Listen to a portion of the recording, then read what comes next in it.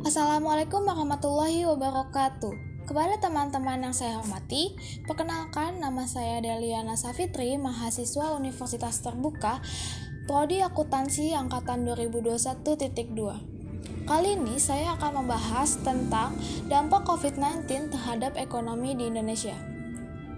Apa sih penyakit COVID-19 ini? Mungkin semua orang sudah mengetahui penyakit COVID-19 ini, atau biasa juga disebut dengan masyarakat Indonesia dengan penyakit corona.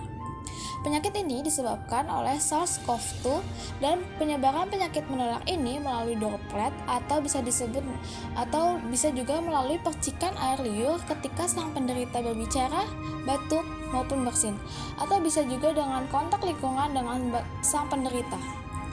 Gejala yang dialami oleh penderita COVID-19 ini bisa ringan maupun sedang, tetapi banyak juga bagi penderita yang mengalami gejala serius sampai merenggut nyawanya. Gejala umumnya biasanya seperti demam, batuk, kelelahan, kehilangan indera perasa maupun indera penciuman. Sedangkan gejala serius yang dialami oleh penderita bisa menjadi sesak nafas, nyeri dada, kesulitan bicara dan bergerak. Penyakit ini tidak hanya terjadi di Indonesia, tetapi terjadi juga di seluruh dunia. Maka dari itu, penyebaran penyakit ini berdampak terhadap ekonomi di Indonesia. Pada saat penyebaran sedang tinggi-tingginya, ekonomi di Indonesia mengalami penurunan yang sangat drastis. Hal ini sangat berpengaruh terhadap kesejahteraan rakyat Indonesia, terutama pebisnis maupun UKM. Menurut Menteri Keuangan, Ibu Sri Mulyani Indrawati mengatakan dampak pandemi virus COVID-19 ini telah mengganggu stabilitas sistem keuangan di Indonesia. Hal ini didukung dari kebijakan yang dilakukan untuk meminimalisir penyebaran penyakit ini, seperti berlakunya social distancing, pemberlakuannya PSBB, penutupan jalur antar negara, maupun isolasi wilayah atau biasa disebut dengan lockdown, dan juga penutupan sekolah dan kantor. Beberapa kebijakan tersebut menyebabkan penurunan kegiatan ekonomi yang sangat drastis. Dampak pertama, yaitu melemahnya ekonomi daerah dan nasional. Karena berlakunya PSBB atau lockdown, sarana pariwisata di daerah menjadi menurun karena tidak adanya pengunjung yang berkunjung ke daerah tersebut. Di sisi lain, pandemi COVID-19 ini juga angka pengangguran di Indonesia menjadi meningkat. Upaya yang diberlakukan dalam pariwisata ini berupa tetap berlakunya protokol kesehatan seperti tetap memakai masker dan masing-masing pengunjung mempunyai hand sanitizer-nya sendiri. Walaupun di tempat wisata juga menyediakan tempat untuk mencuci tangan.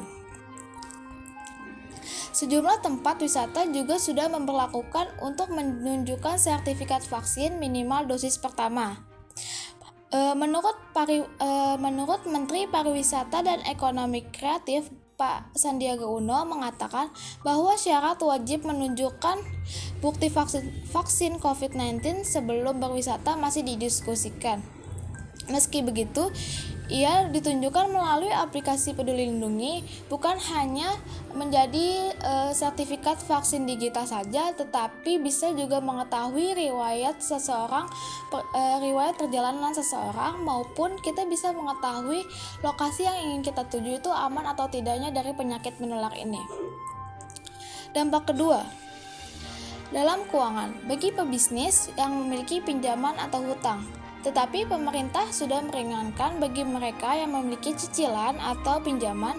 Dikutip dari Kementerian Keuangan Republik Indonesia, menurut Kemenku, pemerintah memberikan perhatian keringanan utang kepada debitur dalam menyelesaikan kewajibannya. Keringanan utang dapat dimanfaatkan oleh penanggung utang yang pengurusannya telah diserahkan kepada PUPN dan telah diterbitkan surat penerimaan pengurusan piutang negara atau PS3S atau SP3N sampai dengan 31 Desember 2020 lalu. Keringanan ini diberikan kepada debitur dengan Utang kurang dari 1 miliar rupiah sesuai Peraturan Menteri Keuangan Nomor PMK-15/PMK 06/2021 tentang penyelesaian piutang instansi pemerintah yang diurus atau dikelola oleh Panitia Urusan Piutang Negara atau Direktorat Jenderal Kekayaan Negara atau DJKN dengan mekanisme Cash Program tahun anggaran 2021. Tetapi keringanan utang ini tidak diberikan kepada piutang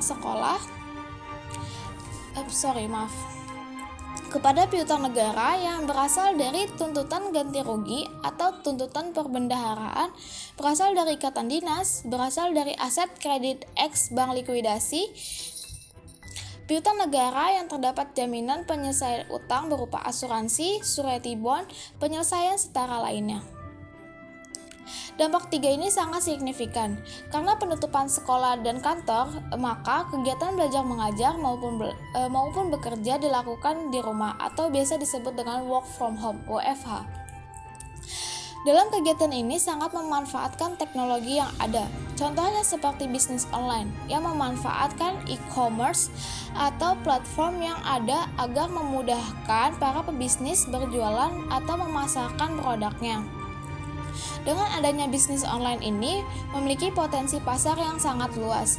Terlebih lagi memudahkan dalam proses transaksi karena diberikan transaksi melalui cashless atau non-tunai sehingga tidak adanya kontak langsung dengan pengantar.